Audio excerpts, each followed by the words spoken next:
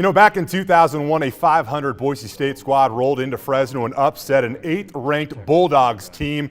That jump-started 2 decades of dominance. Andy Avalos was a linebacker on that team. Tonight, a 500 Bronco team went to Fresno and knocked off a top 25 Bulldog team. Could be the beginning of something special. Andy Avalos talking with the media as we speak. Thank you, guys. Have a good night.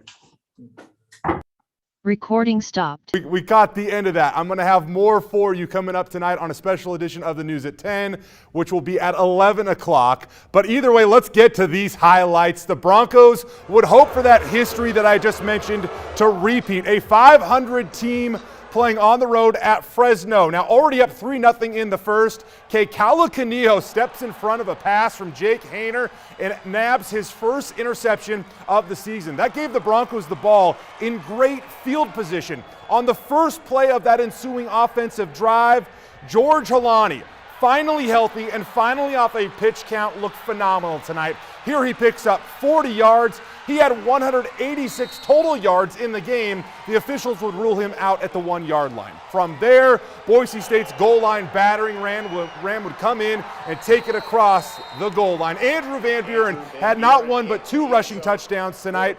That one put Boise State up 10-0. After that, here comes the defense. These guys flew around and made plays all night.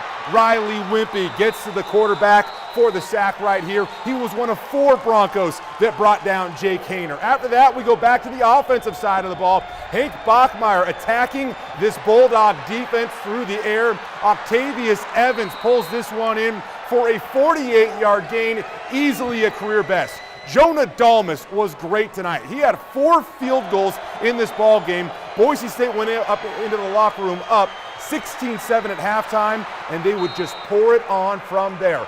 Bachmeier to Khalil Shakir right here. Boise State blows out the Bulldogs 40-14 the final. Incredible. Again, we're going to have more coming up tonight on the news at 11.